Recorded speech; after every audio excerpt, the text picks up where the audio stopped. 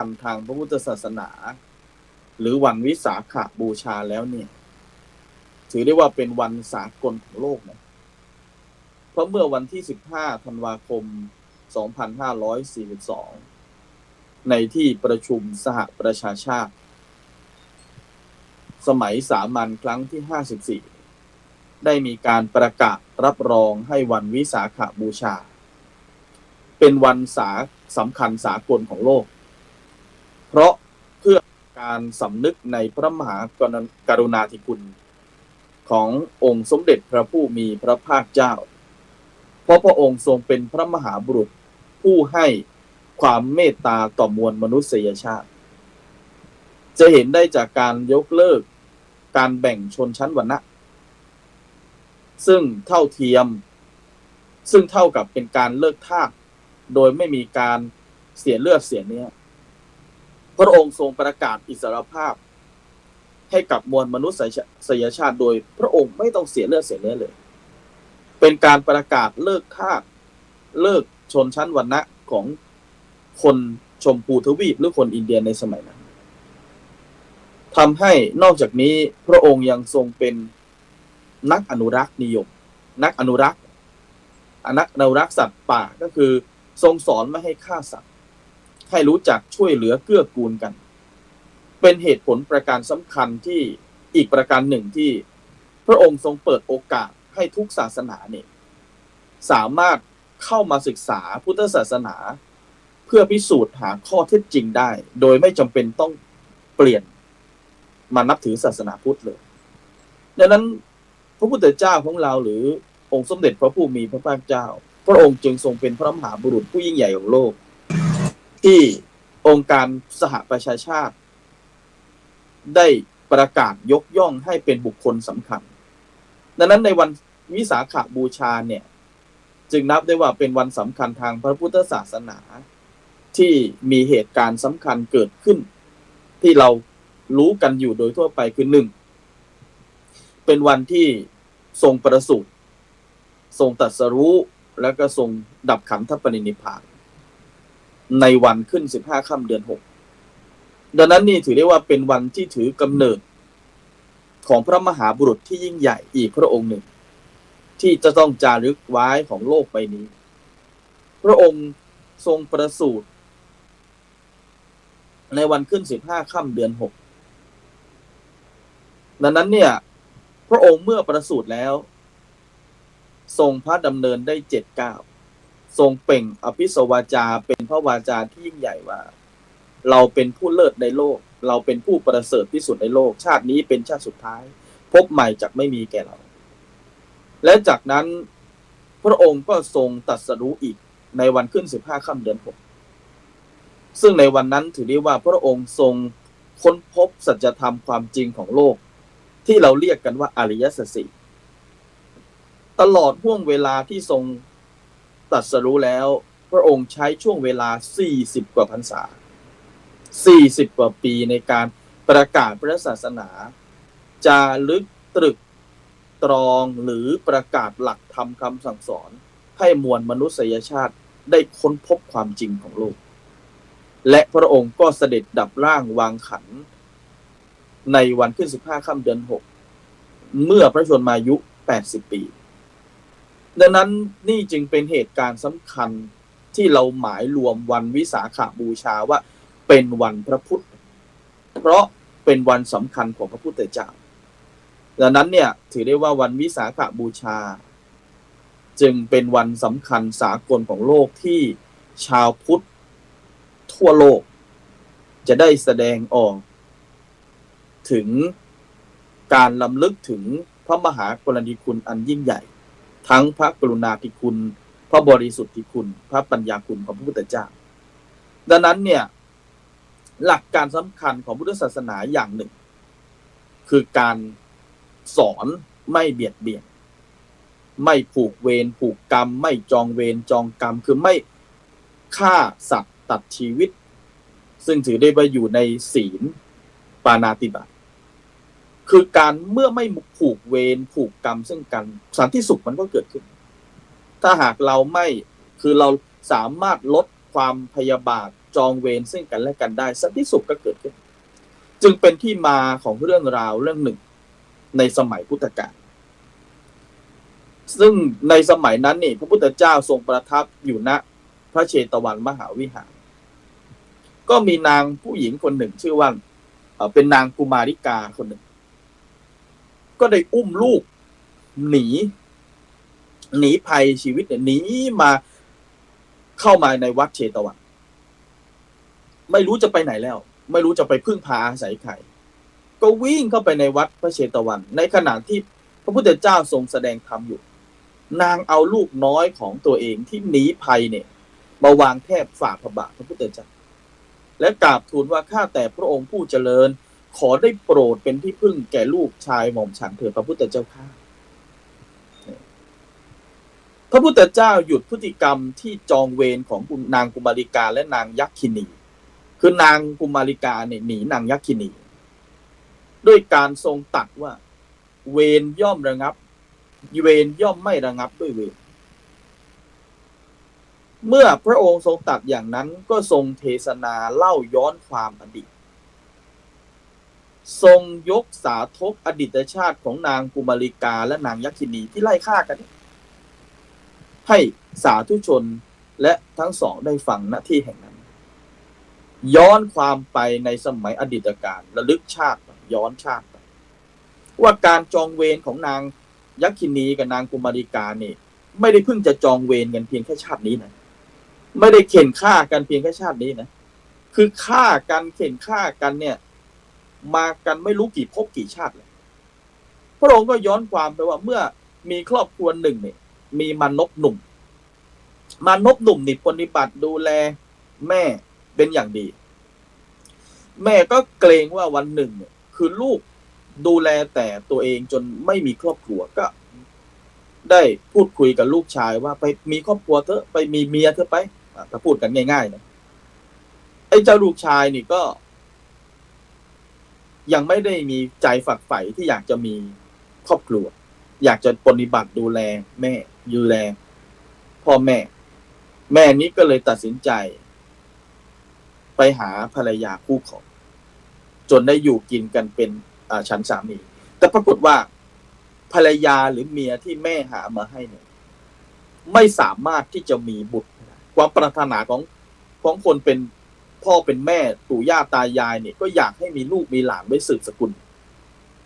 เพราะถ้าคนสมัยก่อนเนี่ยคนโบราณหรือคนอินเดียสมัยโบราณเนี่ยถ้าหากว่าตระกูลไหนไม่มีบุตรสืบสกุลนี่มีโอกาสโดนลิบทรัพย์เนี่ยเพราะถือว่าไม่มีผู้สืบสกุลดังนั้นเนี่ยความปรารถนาของผู้เป็นมารดาของมานพหนุ่มนี้ก็อยากให้มีลูกเราก็ปรารถนากันเท่านั้นปรากฏว่าผู้หญิงคนนี้หรือว่าเมียคนนี้เนี่ยภรรยาคนนี้เนี่ยไม่สามารถที่จะมีบุตรได้โอ้เป็นความหนักอกหนักใจเลยก็เลยปรึกษากันปรากฏว่าก็ตกลงปรงใจกันว่าไอ้เจ้าผู้หญิงคนนี้หรือเมียคนนี้ก็ใจกว้างมากยอมที่จะให้สามีของตัวเองเนี่ยมีภรรยาน้อยได้คือแต่งงานเข้าไปอีกหนึ่งคนได้เพื่อให้สกุลนี้มีผู้ที่จะสามารถสืบสกุลได้มีลูกได้ว่าฝ่ายครอบครัวทั้งแม่ผัวทั้งผัวก็ยกหน้าที่ให้ภรรยาเป็นคนไปหาผู้หญิงไปคัดผู้หญิงที่เหมาะควรจะมาเป็นภรรยารองอะไรกันเข้ามาในบ้านสุดท้ายไอ้เจ้าภรรยาเอกหรือภรรยาหลวงเนี่ยเมียหลวงเนี่ยก็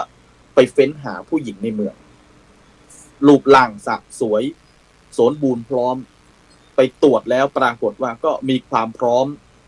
มีสุขภาพร่างกายแข็งแรงพร้อมที่จะสามารถมีบุตรได้ก็เอามาตกแต่งเข้ามาอยู่ในบ้านเป็นภรรยารองไม่อยากพูดว่าเมียน้อยนะโยมนะต้องบอกว่าเป็นภรรยารองก็แล้วกันทีนี้ต่อมาปรากฏว่าภรรยารองนี่ก็สามารถทำความปรารถนาของครอบครัวนี้สำเร็จได้คือสามารถตั้งครรภ์ได้พอเมื่อตั้งครรภ์แล้ว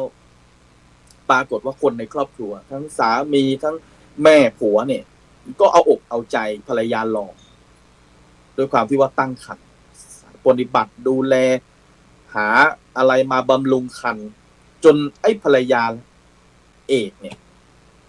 เกิดความอิจฉาความอิจฉานี่เป็นบ่อเกิดของความอาฆาตมาดร้ายเลยนะเมื่อเกิดความอิจฉาว่าโอ้สมัยแต่ก่อนนี่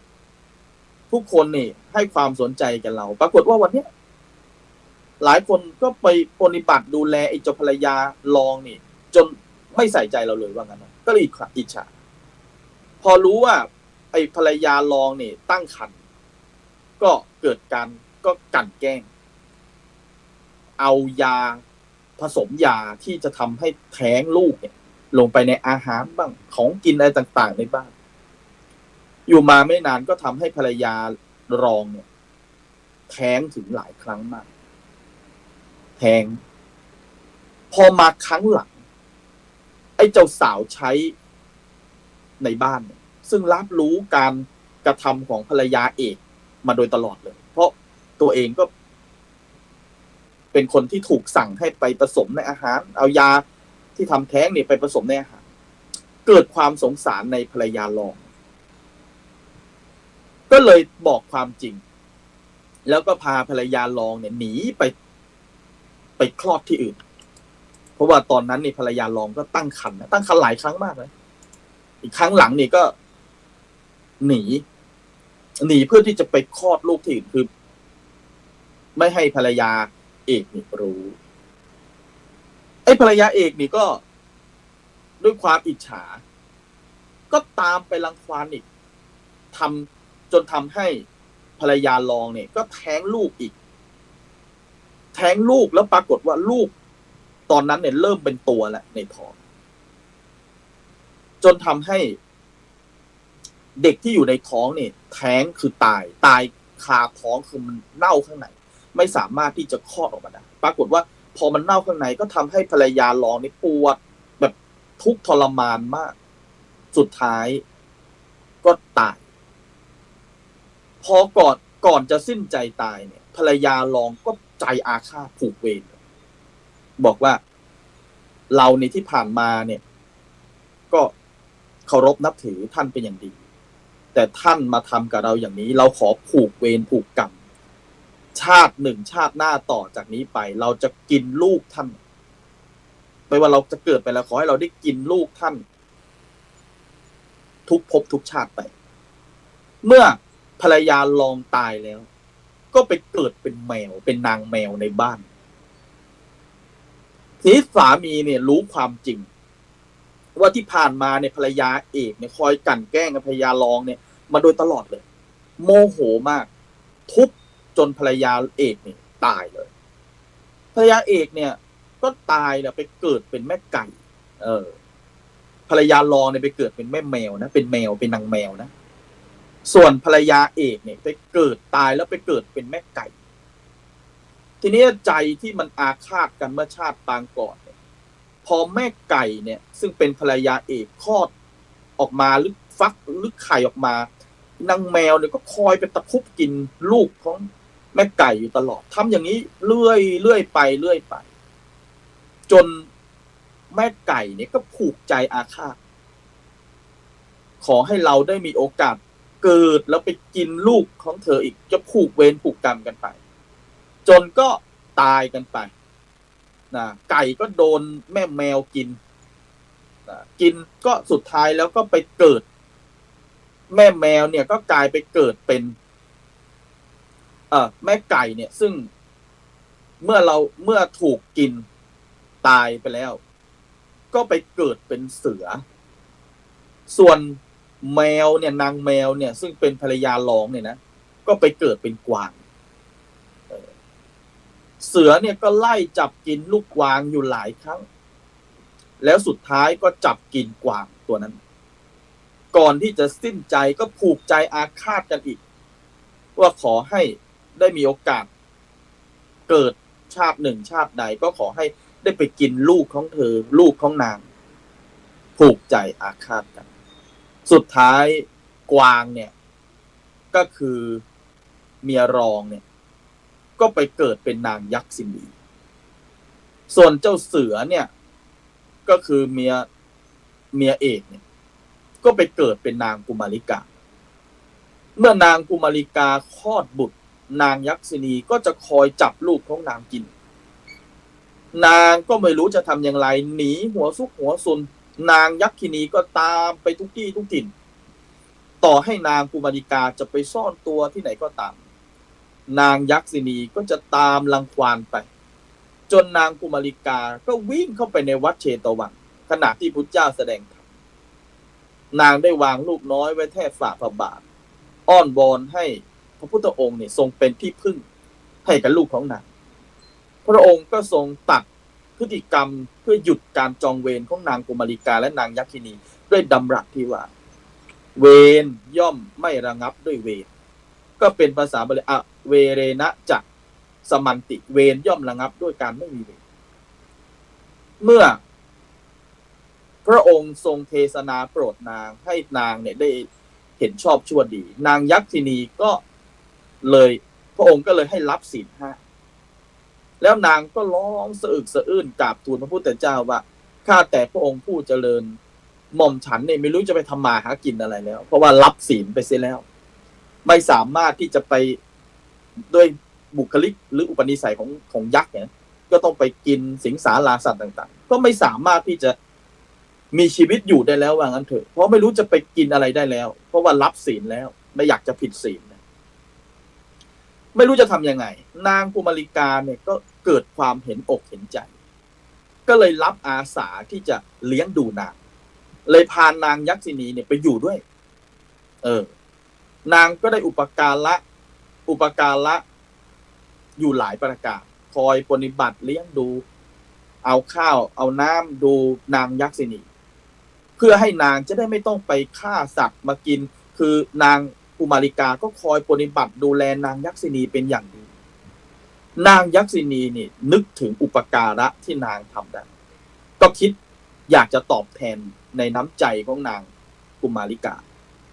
นางกุมาริกาเนี่ยก็เป็นพวกทำไร่ทำสวนนะทำไร่ทำนานางยักษินีนี่มีความสามารถอย่างหนึ่งคือสามารถพยากรณ์ได้พยากรณ์อากาศได้เหมือนกันนะเหมือนเป็นกรมอุตุไอ้โยมนะทำหน้าที่เหมือนกรมอุตุในยุคนี้นะนางก็เลยไม่รู้จะตอบแทนยังไงก็เลยพยากรณ์ดินฟ้าอากาศให้คือบอกว่าให้นางกุมาริกาเนี่ยทำนาในที่ดอนในปีที่ฝนมากทำนาในที่ลุ่มในเวลาที่ฝนแล้งนางกุมาริกาก็ทำตามก็ปฏิบัติตามจนสุดท้ายนี่นางกุมาริกามีฐานะร่ำรวยขึ้นคนในเมืองก็สงสัย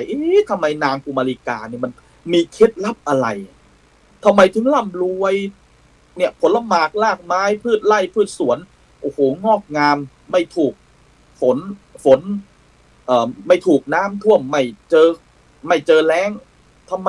งอกงามดีจังเลยร่ำรวยเอานางกุมาริกาก็เล่าให้ฟังถึงสาเหตุว่าเรามีนางยักษินีนี่เป็นผู้บอกกล่าวคอยพยากรณ์อากาศดินฟ้าอากาศให้เราในแต่ละปีจนเป็นสาเหตุให้ชาวเมืองเนี่ยก็เลยนำข้าวปลาอาหารไปเลี้ยงดูนางบ้างเพื่อที่จะหวังให้นางเนี่ยได้พยากรณ์อากาศพยากรณ์ดินฟ้าอากาศให้คนชาวเมืองก็โอ้โหเอาข้าวปลาอาหารไปเยอะมากเยอะจนนางเนี่ยกินไม่หมดมันเยอะมากนางไม่รู้จะทำอย่างไรก็เลยเอาข้าวปลาอาหารเหล่านี้เนี่ยมาถวายพระสงฆ์จับเป็นเบอร์จับเป็นสลักพัดเป็นหลักการของการอุปโภคกรรมเพราะของที่ถวายมาหรือว่านำมาถวายเนี่ยมีทั้งราคามากราคาน้อย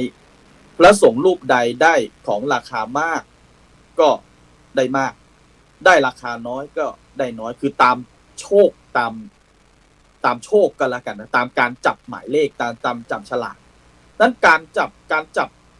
รถวายแบบสลากของนางยักษินีนี่จึงถือได้ว่าเป็นครั้งแรกในการทำบุญสลากพัดหรือทานสลากในสมัยพุทธกาลนั่นเองดังนั้นนี่จึงเป็นที่มาของ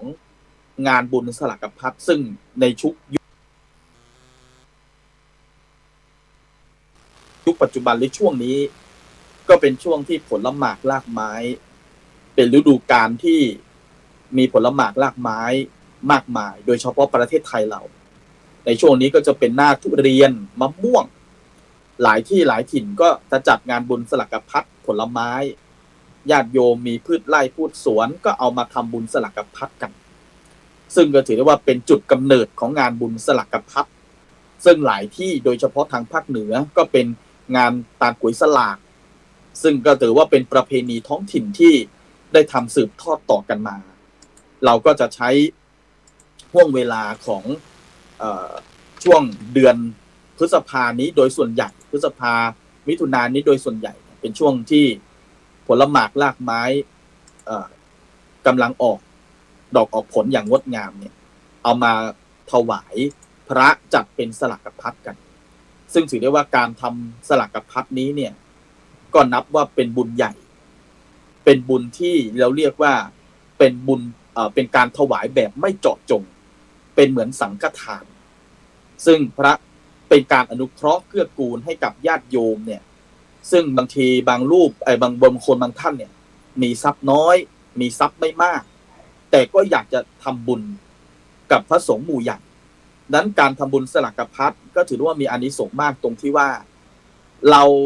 ต่อให้เราจะทำน้อยทำมากเราก็มีอานิสงส์เสมือนประหนึ่งกับเราได้ถวายพระสงฆ์หมู่ใหญ่อย่างเช่นกรณีบางวัดถวายนิมนต์พระมา50-60 รูปมางานบุญสลักพัด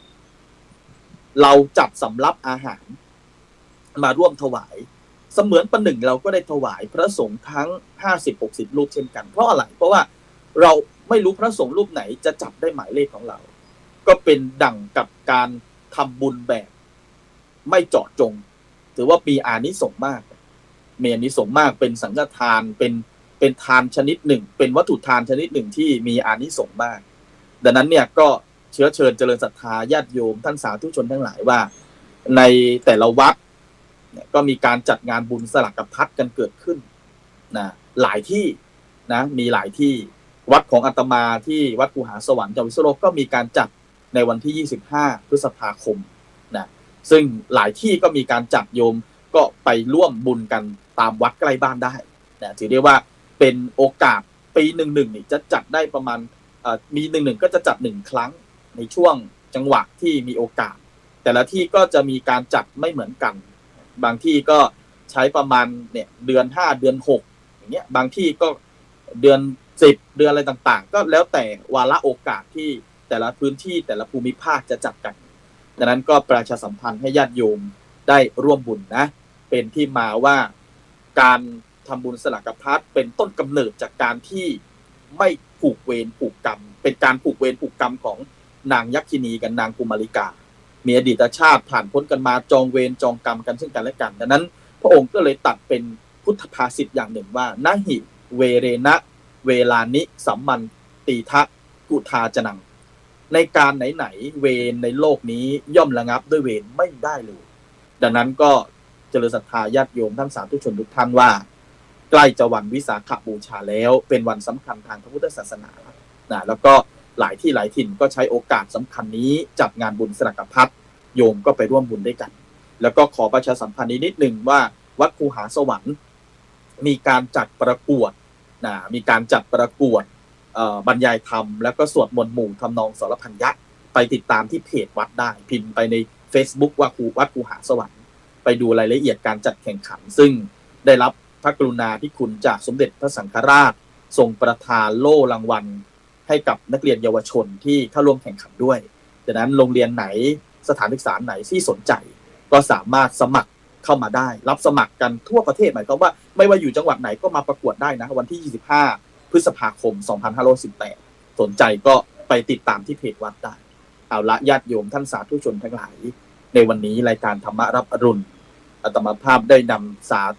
ระธรรมมานำเสนอให้ท่านทั้งหลายได้ฟังก็ขอพระอานุภาพคุณพระศรีรัตนตรัยสิ่งศักดิ์สิทธิ์ทั้งหลายทั้งปวงมีองค์หลวงพ่อพระพุทธชินราชเป็นต้นเป็นประธานได้ดลบันดาลอภิบาลพรให้ญาติโยมท่านสาธุชนทั้งหลายเจริญรุ่งเรืองในหน้าที่การงานการศึกษา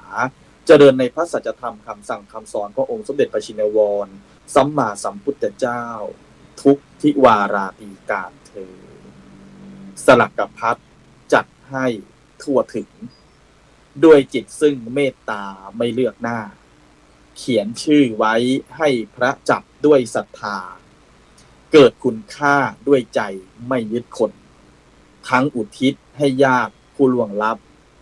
หวังผลบุญเร่งรับโดยไม่บ่นสืบประเพณีดีงามทุกแห่งหนเพิ่มกุศลใจสุขทุกคืนวันขอเจริญพร